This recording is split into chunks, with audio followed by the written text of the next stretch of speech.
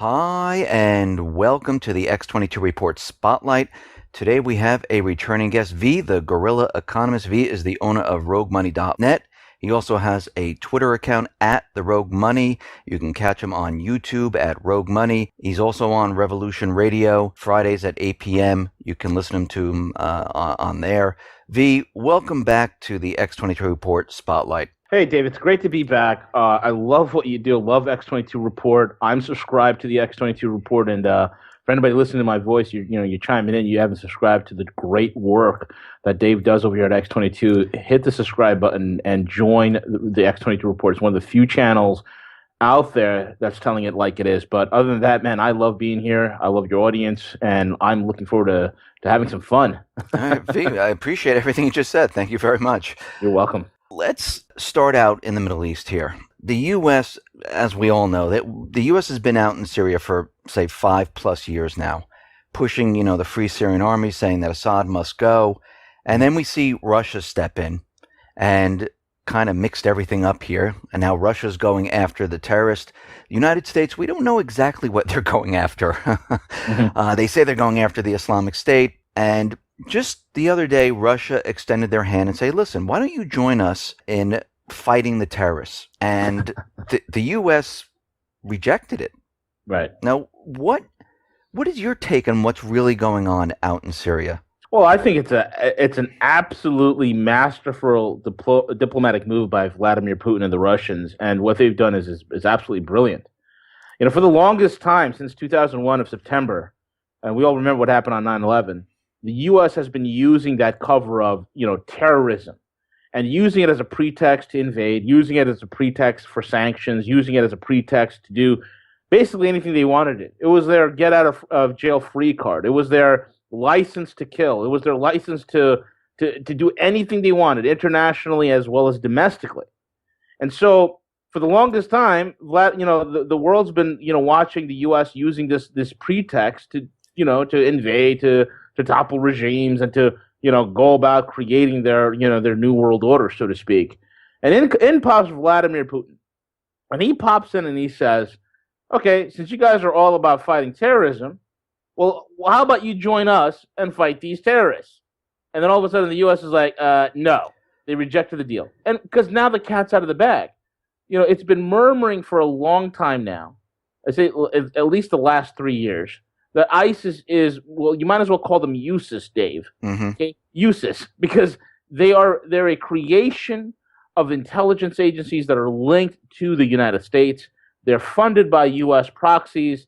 They are coddled. They are protected. They're oil. For instance, for the longest time, these guys have been running, oil from northern Syria into the Turkish border in full protection, and they've been doing it for a while. They've been, money. They were able to get a great deal of funds. They were able to get billions of dollars in assets. I mean, these guys were absolutely coddled, and they were a proxy group, as the world found out, that really was basically doing the U.S.'s bidding. Now here comes, and now the Russians have literally put egg on the face of the U.S. And with the U.S. not engaging ISIS and claiming, oh, yeah, we bombed ISIS targets. They haven't bombed nothing. All they've been doing is hitting Assad's assets. They've been hitting Assad's infrastructure, and actual infrastructure that belongs to the real people of Syria. And then saying, oh, yeah, we hit ISIS targets. So the U.S. is out of options. It's being exposed for what it is. I think it was, who was the journalist, man? I can't remember his name. Hirsch, I think it was? Yeah, I think so. Who broke the story of the funding that the U.S. government was doing to ISIS, and the split between the Pentagon and the CIA. I mean, this whole entire thing has really come apart in the face of the United States. And you see how quickly Russia went in and established order, to the point where the jihadis were like shaving off their beards, putting on burqas, and running across the Turkish border. Done it very quickly. We've seen how Palmyra, which went from a historical site, ISIS turned it into, or USIS turned it into a place of execution, and then about a month ago, the Russian orchestra was playing in there. It was the most beautiful thing ever. So these are huge tantamount events, and people are starting to wake up to the fact, as like what Pepe Escobar would say, the United States is the empire of chaos. And we are being exposed for that. So the strategy is this. The strategy originally going into Syria was get the pipelines, right? Run the pipeline deal and block out the Russians from having an energy monopoly within the region and within Europe specifically, okay? And the hot Mediterranean markets. So we've worked in close collusion with the Qataris, with the Saudis, to get this deal done. Well, we didn't expect that the Syrians would be so fierce in their opposition, and that all bets were off as soon as the Russians stepped in. So then the Saudis launched their Yemeni offensive because, let's be honest here, Yemen is floating on a great deal of oil as well as natural gas. Mm-hmm. The Saudis are running out of it. Okay, so the Saudis decided, hey, we're going to go in there and we're gonna take over Yemen, and these charlatans, these funders and creators of terror, the House of Saud, they, using the terror pretext because they learned it so well from the Americans, decided to go into Yemen to quote unquote fight terrorists, right? And then there's a Yemeni civil war. Well, what happened is the Houthis kicked the crap out of the Saudis. The Yemenis sent them packing thanks to Russian help. I mean, it was Russian anti-tank caliber missiles that turned the table there. The Saudis were having massive losses left and right, and that's fell apart. So the U.S. has lost miserably. The Empire of Chaos, or as Pepe also likes to call it, is exceptional stand. And I love that word. So exceptional stand has lost terribly in the Middle East, just like they've lost terribly in the Ukraine. So now the only thing left is saber rattling, okay? Which is, oh, look, China's aggressive maneuvers in the South Pacific. Oh, my God. And all the Chinese are doing, Dave, is building bases, building infrastructure, building in territorial waters that were theirs since 600 BC. Those are Chinese waters. Those are Chinese. China took over 8 islands. Okay, I think it was either the Philippines or the Vietnamese who, I think they annexed like 1,000 islands or something. Nobody says nothing because that's okay because those are all U.S. vassals to the Empire of Chaos. But as soon as China goes out and takes 8 islands that are theirs to begin with, historically speaking, oh my God, everybody gets their their underwear in a bunch, okay, and now it's a big issue. So now the saber rattling is going. Oh, Russian aggression. We take a derelict warship. I mean, this is a 30, 40-year-old warship with old Aegis radar technology, and we floated into. I mean, we haven't learned the first lesson here with the USS Donald Duck when we sent it into the Black Sea, and the Russians just turned it into a floating barge with an energy weapon. So now we take the same USS Donald Duck. Real name is Donald Cook. I like to call it the Donald Duck. We take the Donald Duck. We float it again. This time into the the Baltic Sea, and the Russians start skimming it again with the Su-24. And they're like, oh look, Russian aggression. Well, what the heck's our boat doing there in the first place? Oh, Chinese aggression. Oh, what the heck's our spy planes doing in that part of the world? So we're doing this provoking thing, trying to again create distractions. Look, here's the deal.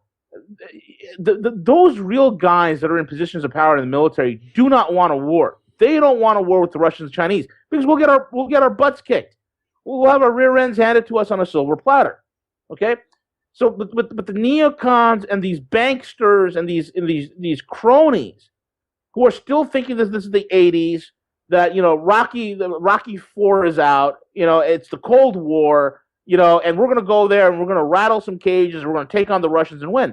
It's not going to happen. It's a whole new world. It's a whole new outcome. And so this is the thing that's left. Instead of getting involved in trade deals, instead of being productive in business, we're out there just causing trouble. We're like the stupid brat kid on the playground, running around kicking sand in everybody's face. Well, we shouldn't be doing that because some of these kids are way bigger than us at this point. Okay, it's just not going to work out well. And that's what angers me the most, Dave. Last month I was in a meeting. I went to a meeting, and there was a lot of the architects and influential people who were behind the bricks, behind the New Silk Road, behind the New Silk Belt, and it was amazing. Especially, I was listening to Professor Xu. I forgot the guy's first name, but Professor Xu, who is very close friends with President Xi Jinping, is actually in Xi Jinping's inner circle. Mm-hmm. And Professor Xu was like, listen, we've asked the United States to come help us. We have asked the United States to be a part of what's going on with the New Silk Road and be part of the New Silk Belt, which it would be economic prosperity for all. The U.S. says no, because we're not the ones doing it. And of course, you haven't learned how to building anything. We're pretty good at breaking stuff. So the answer was no. Okay, well, I was looking at this whole thing and I was thinking to myself, Dave, here's trillions of dollars worth of business and infrastructure deals that U.S. companies could be doing. But we said no because we want to go ahead and create a tyrannical TPP because it benefits the corporations that own our government. It's the most ridiculous thing, man. It's sick. I just want to go back to Syria for 1 second here. Sure. Do you see the U.S. preparing for anything, or do you think this is just going to be strewn out for months and months and months, that you think they're just going to continue trying to fight this battle, or do you think they're going to go for peace? What do you think the outcome is going to be out in Syria? Well, I think the outcome in Syria is it's going to at some point either stabilize or it's going to be cut up in pieces, But whatever the outcome is, the United States is not going to be the ones who are going to be dictating that outcome. When the Russians left, they left pieces in play in Syria where they can return to Syria in full force in less than 48 hours. Okay, right. They haven't completely left the area, so so the U.S. has nothing to do. So all we're doing is rabble rousing, and the reason why I say this is this: we're on borrowed time. Okay, because if you take a look at the clock is accelerating to a dollar collapse. So we're in the race against time. What are these guys going to do in order to to do something before the dollar goes pop? And with every aggressive action that the U.S. takes in the South China Seas, every action they take in the Middle East or in Eastern Europe, or economic sanctions, this, that, and the other, it's just going to accelerate the death of the dollar. I think so in terms of Syria, they've lost. There's nothing they can do. People say, well, we're going to float an aircraft carrier battle group. And, I did an interview with Greg Hunter on USA Watchdog, and laid it out this way. People need to understand the mentality of the military-industrial complex. When that word is mentioned, the automatic response within us Americans is that this is a cadre of incredibly intelligent people that do things that make sense. But the reality is, it's just another bloated bureaucracy that is looking to pad its own pockets, number one. And number two, it's another bloated and dim-witted bureaucracy that is slow to change, slow to adapt, and slow to maneuver. Okay, the case in point is this. Okay, if we like for instance, the mentality of these guys is like for instance, Dave, if the oceans of the world dried up tomorrow, the military-industrial complex will still be building submarines. Okay, right. And they'll have a bucket line. Okay, a bucket line of people that goes from the municipal drinking water supply all the way out to the shipbuilding docks where these submarines are being built, and they'd have a bucket line of people throwing buckets of water on it. Because that's just what we do. Why do we build submarines if the oceans are dry? Well, that's just what we do. So people are like, well, we're going to float aircraft carriers into the area. Aircraft carriers are obsolete. Okay, it's going to be a shooting gallery if we move ships into the Mediterranean. It's going to be a shooting gallery. Okay, so it's not going to work out well for us because the armaments that the Russians have in terms of their missile technology is 2 generations ahead of us. So you're gonna you send aircraft carriers in, you're gonna have them going right down to the bottom. So these guys, the mentality of the military-industrial complex is to keep lining the pockets. So they'll do these aggressive acts and provocations in the Middle East and the South China Seas, just so they can go to their crony congressmen they've bought and paid for and say, look at the aggression. We need to confront the Russians here. We need to confront the Chinese there. We need to stop the aggressive expansion. There's no aggressive expansion of China. China's cutting business deals without firing a single shot. What's the aggressive expansion they're talking about? Right? That's true. So in order for them to get funding, in order for them to stay relevant, they know, like for instance, the military-industrial complex is a $500-600 billion business. Okay, that's a lot of jobs. That's a lot of jobs.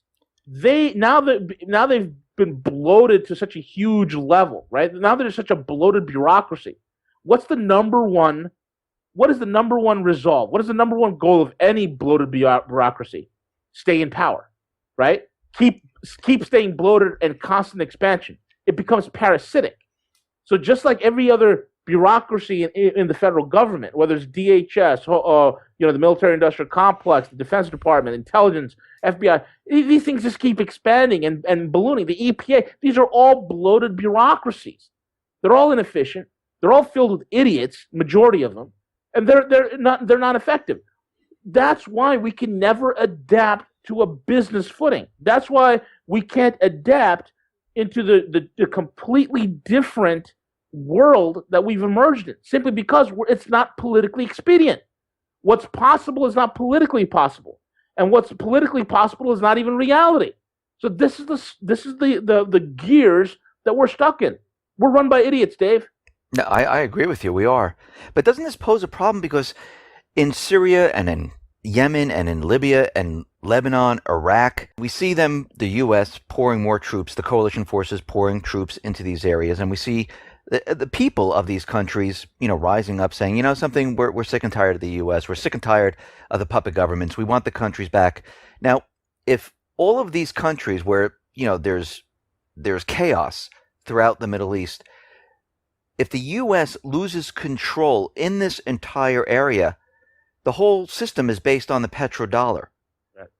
So the U.S. is just going to sit. I mean, we can tell they're not just going to sit back, but they need to do something at this point, don't they, to prop up the petrodollar to keep it alive? Because if that falls and all these countries say, something, we're not going to use the petrodollar. Let's use the euro. Let's use the ruble. Let's use the yuan. Let's use gold. Doesn't really make a difference. Let's use everything but the dollar. Doesn't the U.S. have a major problem on its hands? Oh, the U.S. has a tremendous problem on its hands, and the problem is really accelerated to the next level. I mean, take, for instance, when the Chinese SIPs went online, right? Mm-hmm. That whole SIP system, the Chinese interpayment system, it integrates fully with SWIFT and then bypasses the Fedwire, right? Right. So the Fedwire using chips is the biggest thing in the dollar empire. It's the biggest, one of the biggest, components in the entire, king dollar sphere of influence. You're a country, you're on the sanctions list. Now you can't wire money anywhere because all the money that's wired anywhere has to go through SWIFT. It has to go through the Fedwire, no matter what. If you're Angola, you're wiring money to Cameroon. Same thing. It's going to be sent out to SWIFT, right through the Fedwire, right to Cameroon or something like that. Okay, but now with the SIPs, you're just bisecting the entire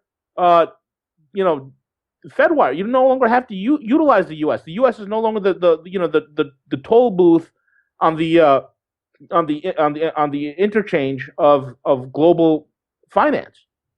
So that's been removed. That's a huge shot. So not only are people dumping U.S. debt, not only is the fact that there are nothing but net sellers of U.S. debt and not net buyers, but also the fact that the entire world is going away from the petrodollar. The petrodollar is falling apart. I mean, OPEC. I mean, the December 23rd meeting, I've spoken about it a couple of times. People need to really pay attention to what happened when they met in Vienna with that December 23rd meeting that they did with OPEC. The biggest thing coming out of there, Dave, was they were not acting like a cartel. It was literally every man for himself. Mm. They're fracturing. And one of the head guys, okay, which was from the oil minister from the United Arab Emirates, Dubai, Abu Dhabi, and all that. The UAE, the guy from the UAE says, we're going to act in our best interest in order to be competitive and for the best pricing for our customers. Unbelievable. That was shockwaves. So Saudi Arabia had nothing to say. So now OPEC is literally fracturing. And now with Iran entering into the oil market has really changed the ballgame. Because once those nuclear power plants go online, Iran will have the infrastructure necessary in order to refine more of its oil. And Iran has more oil than Saudi Arabia. So this is a huge change of events. And they are going to be able to sell their oil for any other currency besides the dollar. I mean, they started off with the euro, but they'll take anything. So this is a huge, huge change of events. So the petrodollar is on its last legs. It's effectively dead. People are just waiting for it, somebody to go, take it behind the tool shed and put it out of its misery at this point, Dave. So what is the U.S., how desperate does the U.S. government slash central bankers, how desperate are they to start war then, or to do anything else? The whole thing is this, and it's to the level. Well, people there's some pundits that are like, oh, it's going to be World War III. How? Who's going to fight it? Think about it. We have 1,600 nuclear missiles. Okay, 1,600.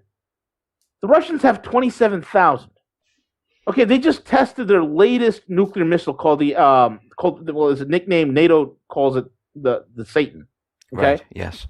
It's got 12 multiple re-entry vehicles and MIRVs, right? 12 warheads. The thing could take out a country the size of France or the state of Texas. One missile. I mean, it's incredible, and you cannot intercept it. It's hypersonic. It does erratic maneuvers before impact. There's no way of getting around it. And these guys are going to go start war. No one has the stomach for war. So they can, scream war. They can scream as much as they want. But the reality is there's really no muscle behind any of that teeth. That's the only problem. Isn't there a strategy, though, for a first strike? They're setting up these missile shields. They do believe that if they hit Russia or China first, they'll be able to block the nuclear. I mean, this is their mindset, though. I think this is what they're telling everyone. Like, oh, don't worry about it. We got these missile shields. We're going to be able to strike them. And if they fire off their missiles, we'll be able to hit them before they even hit the upper atmosphere. Not to worry. It's somebody should talk to the guys on the USS Donald Duck and see how that worked out. Yeah. In terms of the missile shield, I mean, we're using upgraded Patriot missiles, which are 20, 30-year-old missile designs. We are using antiquated technology. It's a joke. There is no defense. There's no defense against the latest ballistic missiles from Russia as well as China. There is no defense. First strike is ridiculous. It's just not going to happen.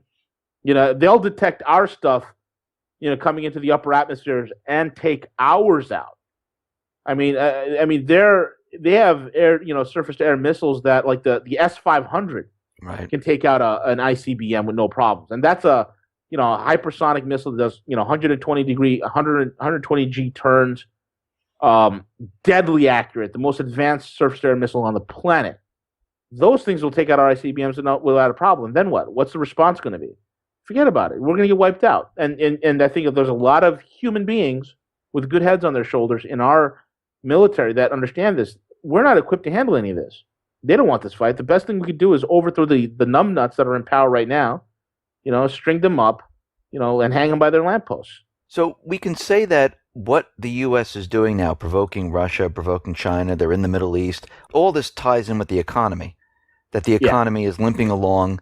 I know the president and the Fed keep telling us how great the economy is and how wonderfully everything is doing. What's your take on the economy now? Like, where are we at this point? We're at the dangerous end of this whole entire thing. I mean, when I looked at my my data, and I was saying it since 2014, 2015, I was saying by the end of 2015, the dollar will be completely undermined, and it is undermined severely. Mm-hmm. And then by 2016, the wheels are going to start coming off this thing. And I think as we get closer to the fall season, going through this soon-to-be summer of chaos, into the fall season, I think a lot of setbacks are about to happen to the economy. And I think this thing is going to somehow fall apart. I think, in 2017, first or second quarter, this thing is definitely going to be coming apart. Economically speaking, we are worse off than we ever were or at any point. So we're at extremely dangerous levels. I've just seen this thing get worse, man. It's like they've piled more wood onto the bonfire. They've soaked it with lighter fluid, and and some moron's about to light a match. And that's what we're facing here. Unless, of course, something changes and we're able to, take the reins of control back, and which still means we're going to go through a collapse. It just won't be as bad. I mean, best example I can give anybody, take a look at Venezuela. I mean, my buddy Jeff Berwick from Dollar Vigilante just got back from Venezuela, and you could take a look at his YouTube videos of him being down there. It is atrocious. People are eating cats and dogs, man. And I saw the people, raiding the supermarkets. Mm-hmm. I saw, people rioting. And when this starts to fall apart here, I can see the same thing happening because a lot of people are still asleep. People don't realize what's going on. They think the economy is doing well. And what's very interesting about, as they continually talk about the economy, I just saw in the Wall Street Journal that we've been having these retail numbers come out, and they've been terrible. I mean, retail is declining. We're seeing stores close. We're seeing people laid off.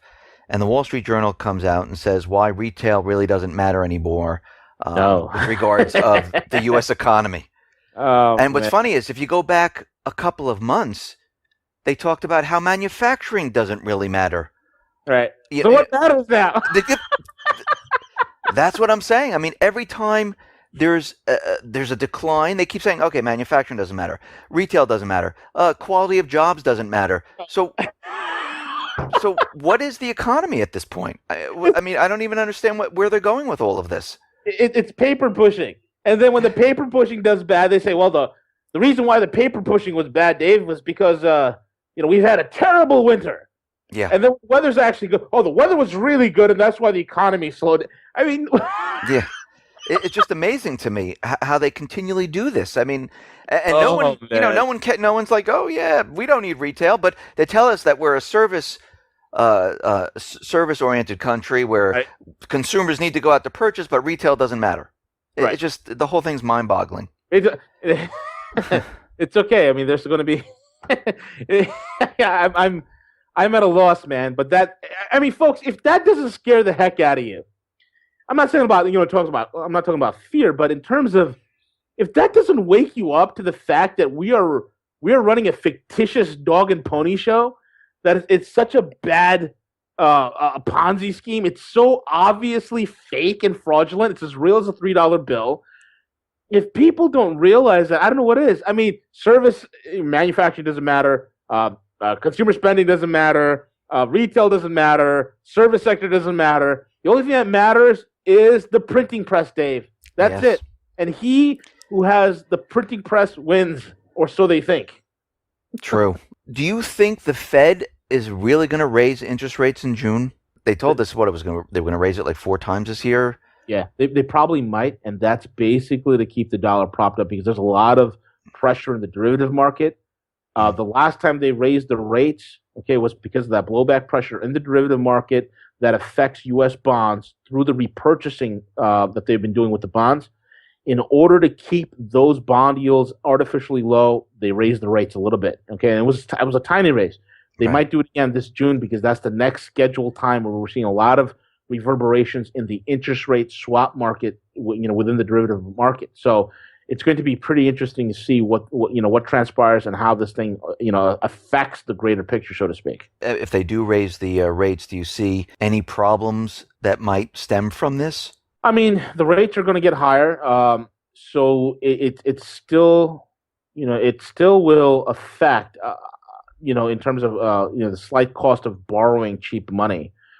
So we're pretty much in basically between a rock and a hard place, Dave. The characteristics of cheap money is that cheap money always seeks the most highest risk. That's the characteristic of it. So now the thing that's been keeping the economy going for the longest time, which is high risk, that's going to start whittling away. So how this will play out immediately, I don't think it will be in effect, but later on, as we're continuing to get caught up in a liquidity crisis and the solvency crisis accelerates, this rate increase, as minute as it is going to start slowly pitching away at the weakest members of the financial sector. Let me just talk about gold and silver right now. We're seeing gold suppressed and silver suppressed. We're continually seeing it suppressed over time. Every time it moves up, $25, $30, $35, then we see it suppressed.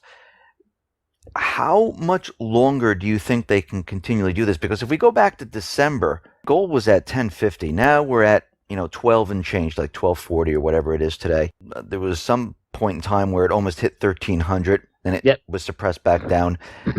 Where do you see gold and silver going? I mean, at this point, it's going to trend higher. It definitely is. The biggest difference maker is the Shanghai gold price fix. That is draining London. It's put almost like a tractor beam with the London price fix, and it's going to cause them to really buckle down, because right now what's occurring with that price fix being open in Shanghai, a great deal of physical inventory is disappearing at an alarming rate. Even with these price beatdowns, Dave, I mean, I work with one of the largest logistics and gold procurement companies in the world, and they're based in Hong Kong. And I talked to my partner and I said, "Hey, man, see, what's the deal? What's going on in terms of inventory?" And he said straight out to me just weeks ago as well, "V, the deal is that certain bullion, it's getting harder to get. There's waiting lists for it." So in other words, what's happening even at the refiner level in Switzerland. When we place an order for a client, we go out to Switzerland to go get it from the Swiss refiners. They're on back order. Okay, so there's no stockpiles of this anymore. It's literally we place the order. We're waiting for the ingots to actually get refined down into LBMA certified gold and silver, and then we're immediately taking it right out of there. So there's no stockpiling. Do you get what I'm saying? Yeah. Before you'd bring in, you'd refine it, they take it in the back, and there's a stockpile for it, and they'll bring it out. Now it's it's coming in, it's going right out, and we're waiting about a week or two for delivery, and that's us. We're one of the the largest, and we supply two of the three biggest distributors in the United States. So all your local coin dealers and online retailers that are getting like real bullion, okay, we're supplying these guys. So those guys are backed up on deliverability on certain things as well. So it's a whole supply chain issue that's occurring. It's only going to get worse because physical inventory is drying up, and it's only a matter of time before the realities of what we are facing in terms of supply and demand starts knocking the heck out of COMEX and the LBMA, and reality starts setting in for a lot of people that, hey, you know what, this whole paper contract stuff is all a bunch of nonsense. So it's a game changer. This will trend higher. What signs would you look at? Because right now, I mean, people saw gold move up and then they see it come back down. Like, oh, look, nothing to worry about. Gold came down. You know what? I'm going to sell what I have because I see it coming down, because that's normally how people think. What would you tell people to look for where you see gold moving up, where you should start getting worried? Like, okay, this is it. 1,300. 1,300. 1,300. That's the most there's for a lot of reasons. Number one, it's 1,300. There's a numerological aspect to it. I mean, don't ask me why, because these cronies that control the game for now are obsessed with this occult nonsense. So 1,300 is a well defended, it's a well defended line. Okay, so that's the Maginot line right there. We get past 1,300. I mean, this thing is off to the races, and I think that I think we'll probably go past 1,300 this summer. Really? Yeah, I think so, and I think we'll probably be at 14 to 1,500 by the fall.